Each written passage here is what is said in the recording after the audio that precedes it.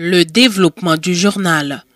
Conflit sogénère, l'État haïtien Jean-Marie Vorbe, président du conseil d'administration de la compagnie privée d'électricité, était au cabinet d'instruction ce jeudi où il a répondu aux questions du juge Merlin Bélabre. L'homme d'affaires était accompagné notamment de deux de ses avocats, Maître Berthaud Dorsey et Martine Chevalier. À sa sortie, Jean-Marie Vorbe s'est refusé à tout commentaire sur le déroulement de l'audition, se contentant de rappeler que l'instruction est secrète. De son côté, Maître Berthaud Dorsey affirme que son client est disposé à répondre à toute nouvelle invitation du magistrat instructeur. Maître Berthaud Dorsey.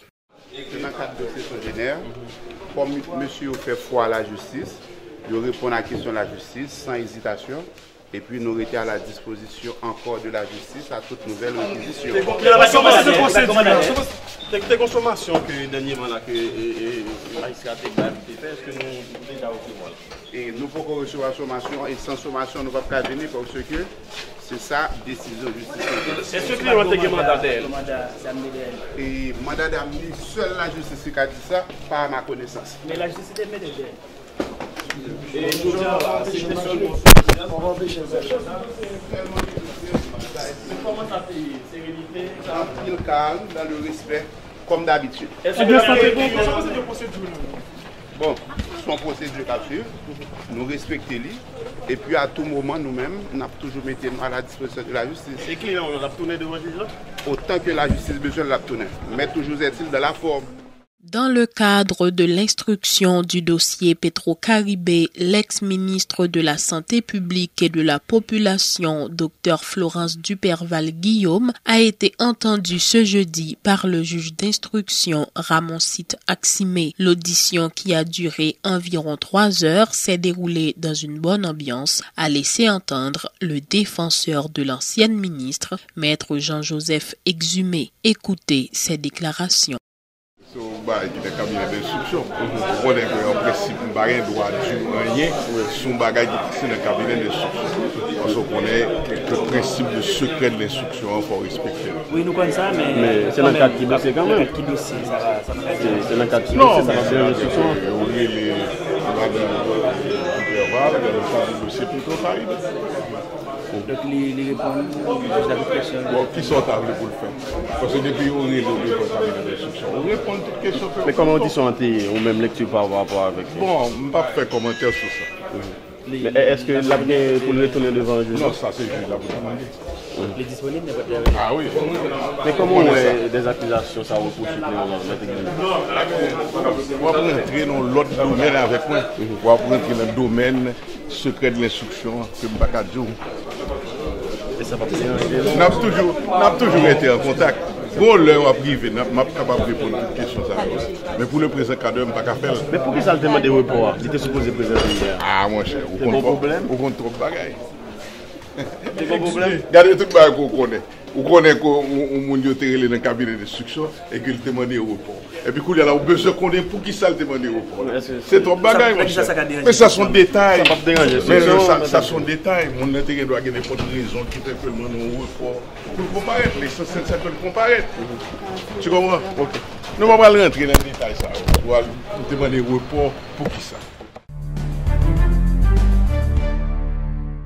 Maître Michel André, l'un des avocats de la partie civile dans le dossier Petro-Caribé, annonce le dépôt d'une plainte le lundi 3 février prochain par devant le Conseil supérieur du pouvoir judiciaire contre le juge Ramoncite Aximé pour avoir décidé de poursuivre son instruction alors qu'il est l'objet d'une action en récusation au niveau de la Cour de cassation. Selon l'homme de loi, le magistrat instructeur ne devait poser aucun acte d'instruction en attendant la décision de la plus haute instance judiciaire du pays. Les précisions de Maître Michel André.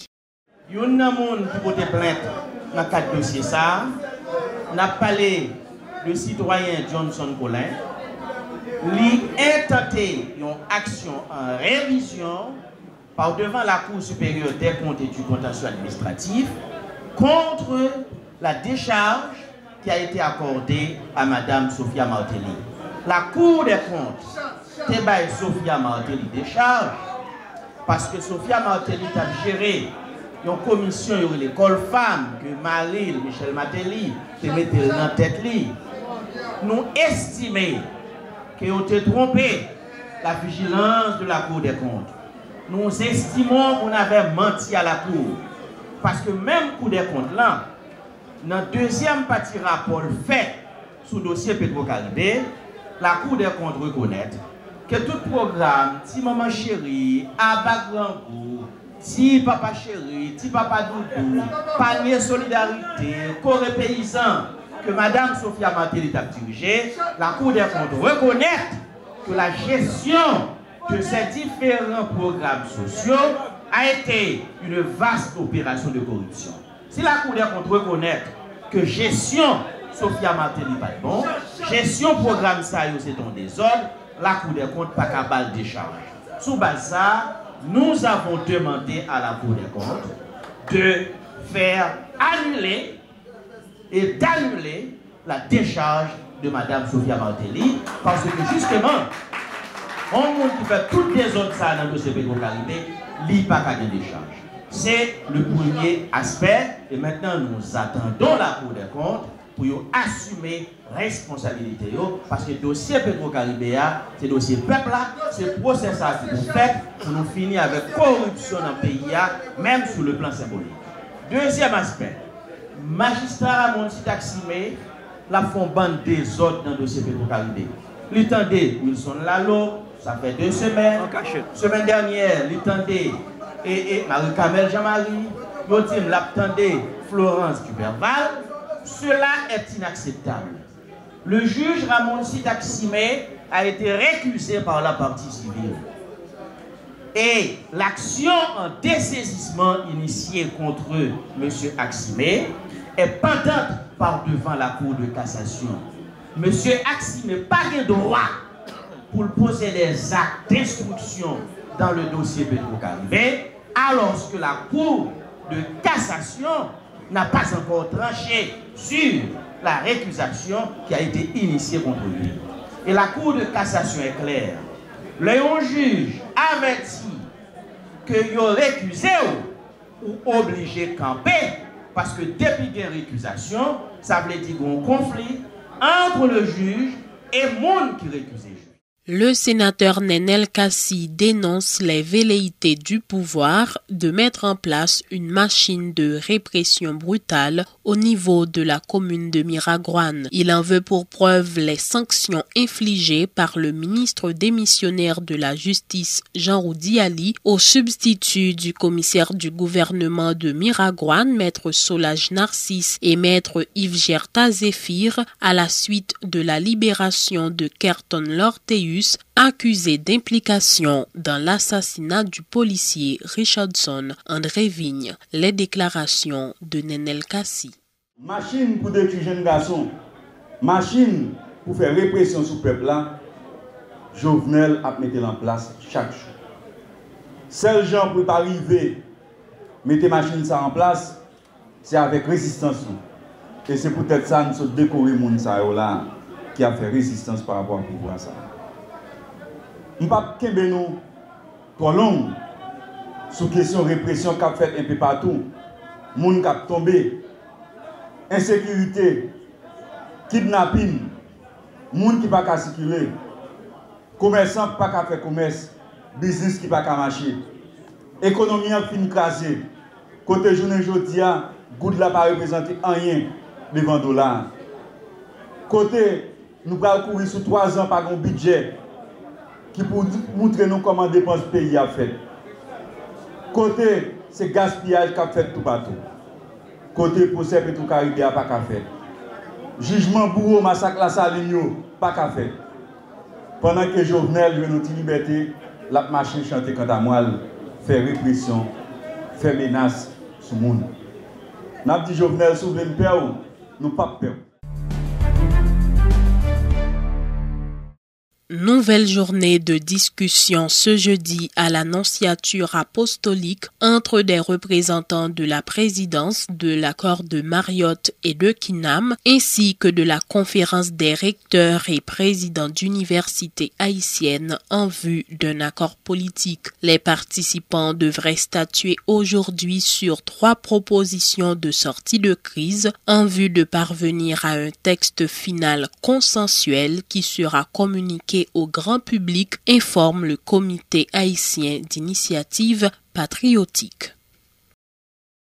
Les dirigeants de l'alternative consensuelle et du secteur démocratique et populaire qui ont rejeté la conférence politique qui se déroule à l'Annonciature apostolique dénoncent une fois de plus le soutien de la communauté internationale au président Jovenel Moïse qui détient tous les pouvoirs de l'État depuis la fin de la 50e législature le 13 janvier dernier, tout en invitant les signataires de l'accord de Mariotte qui participent à ces négociations à se montrer cohérents. Nenel Kassi et Michel André ont redit que les élections dont l'international et plus particulièrement les États-Unis promeuvent l'organisation au plus vite ne sont pas possibles avec le président Jovenel Moïse. Il faut dire que les dirigeants de l'alternative consensuelle et du SDP ont profité de la conférence de presse de ce jeudi pour remettre des plaques d'honneur à des victimes et parents de victimes lors des dernières manifestations contre le pouvoir. Ils annoncent la reprise de la mobilisation antigouvernementale.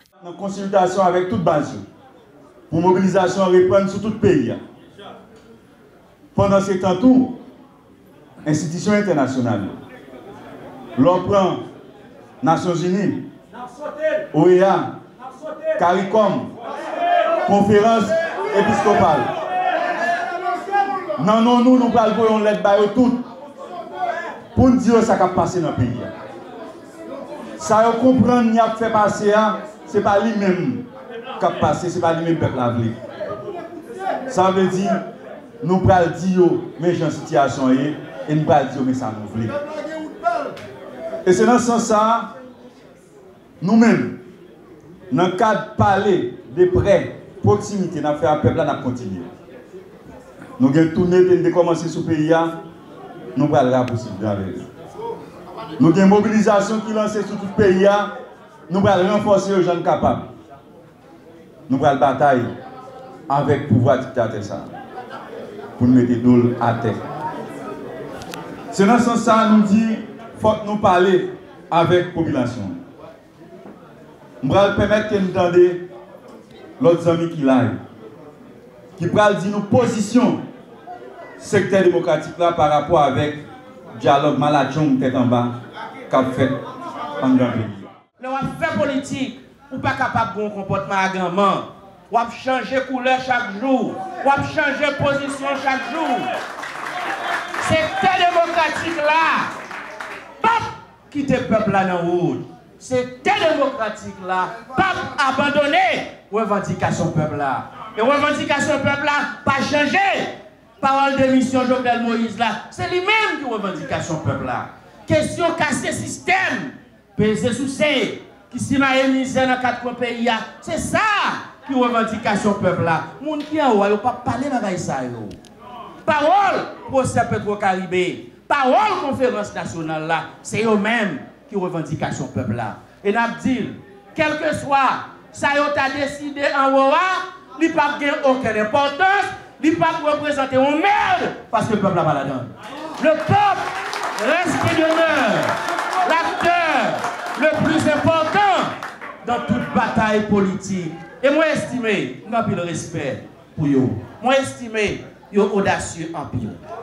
Moi estimé, j'ai eu cherche en pile. Parce que, ou pas dans la bataille, ou pas compte combien de monde qui est blessé. Ou pas compte combien de monde qui mourit. Ou pas compte, oui, médicaments. Pour qui ça, ou aller chita sous table, ou aller chercher job sous bataille peuple là. Ce comportement est indécent.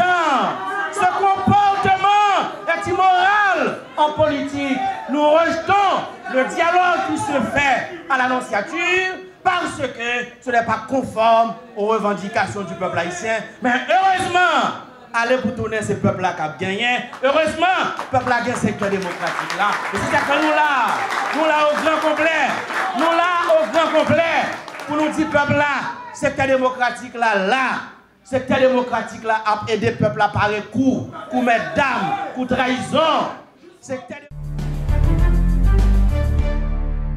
La déclaration pour l'ouverture et la transparence parlementaire adoptée en 2012 par 73 organisations issues de 53 pays a été au centre d'un atelier de travail ce jeudi à Pétionville entre les responsables de l'Observatoire citoyen pour l'institutionnalisation de la démocratie et plusieurs journalistes de la capitale. Cette initiative de l'OCID s'inscrit dans le cadre d'un plaidoyer en faveur d'un Parlement ouvert, transparent, responsable et pleinement engagé dans la lutte contre la corruption dans le pays. Il s'agissait pour les dirigeants de l'OCID de présenter le document aux travailleurs de la presse et de recueillir leur point de vue concernant les mécanismes à mettre en place en vue d'arriver à un Parlement responsable et productif. Abdonel Doudou est membre du comité de pilotage de l'OCID.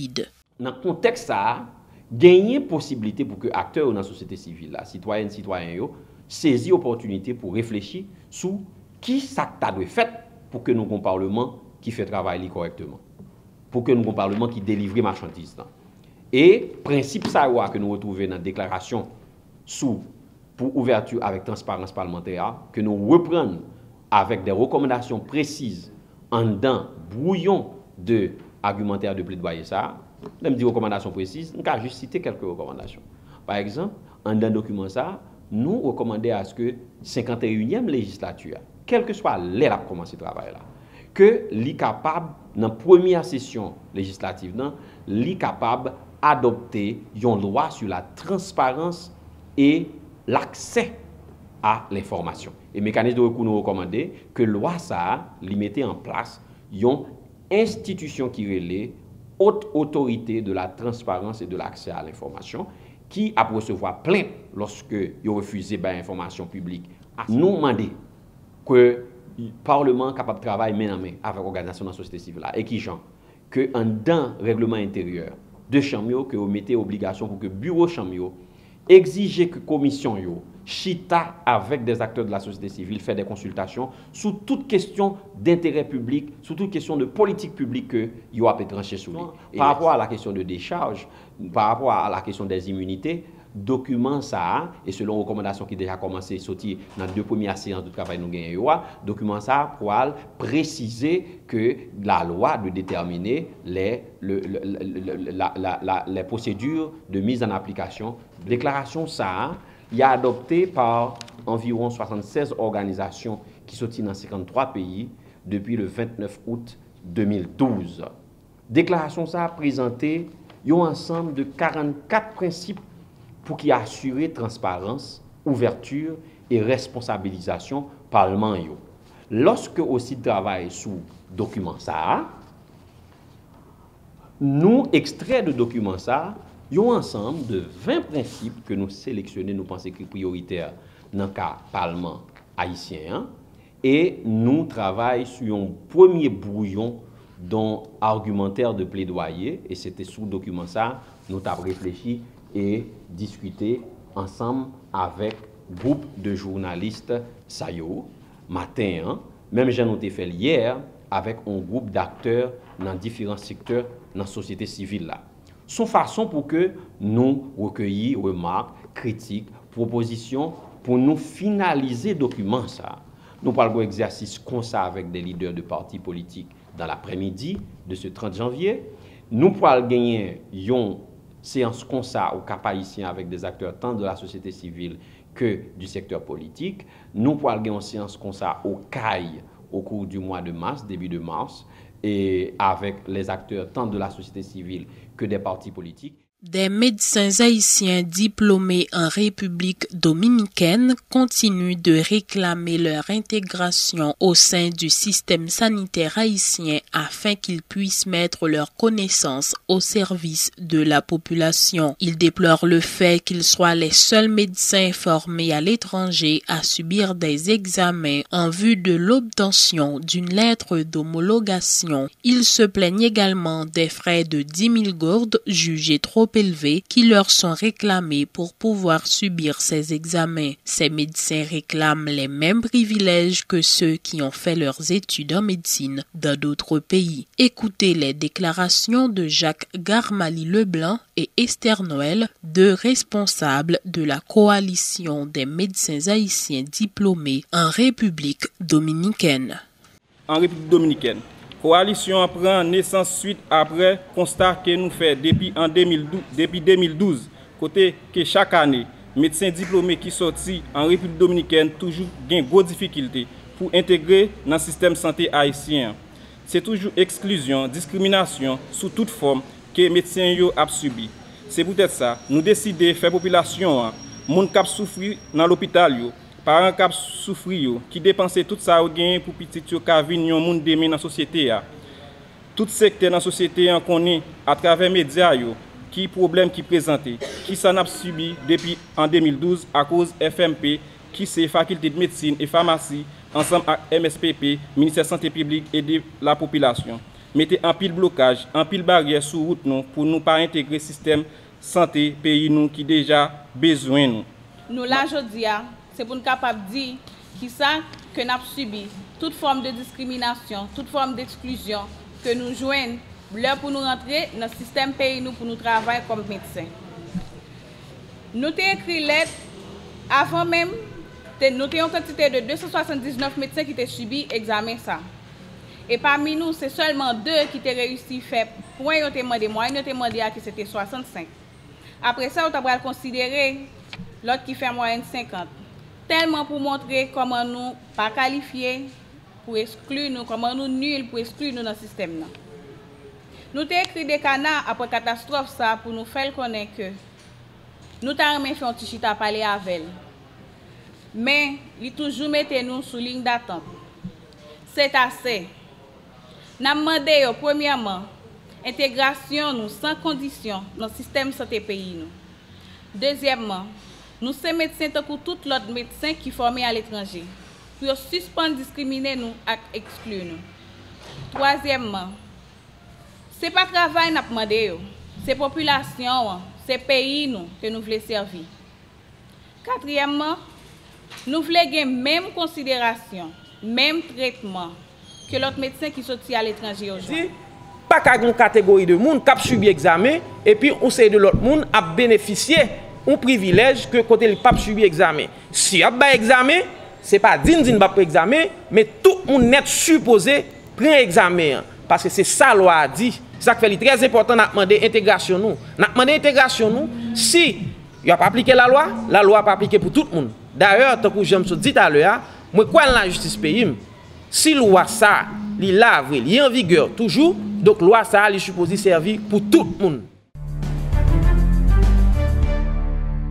Publication ce jeudi de l'arrêté présidentiel nommant les membres du comité chargé d'organiser le carnaval national les 23, 24 et 25 février prochains. Il est constitué de 17 membres, dont Guy-André François, président, Émilie Jessimenos, vice-présidente et Hérol Josué, responsable artistique. Le temps d'une pause à ce journal. À notre retour, la page internationale.